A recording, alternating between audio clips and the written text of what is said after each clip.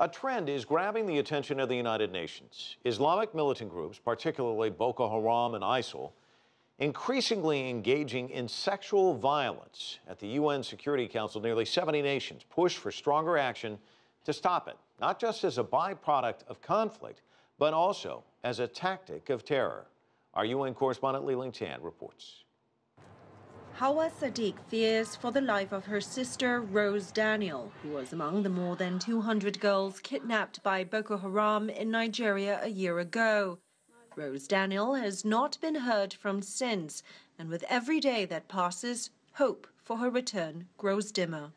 Yes, I have fear, because we used to hear different talks.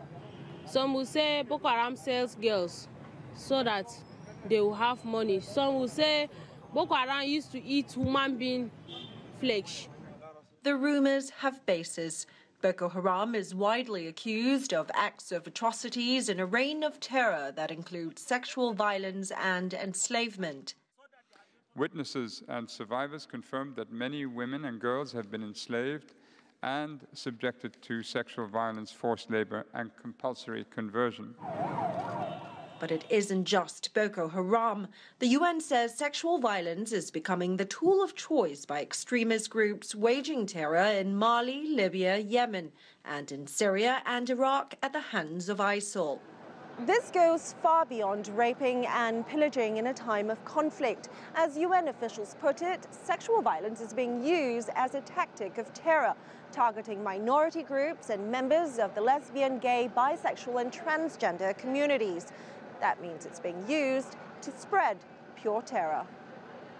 In an open debate at the Security Council on Wednesday, nearly 70 nations spoke up to stop the violent trend. These groups utilize conflict-related sexual violence not only to terrorize women and children, but as a war tactic to suppress opposition and to punish those whose beliefs differ. 中方强烈谴责 China strongly condemns and firmly objects to using sexual violence as a tactic of war and any sexual violence committed against our women and girls. The UN Secretary General is recommending that sexual violence be sanctionable under international law. Liling, CCTV, New York.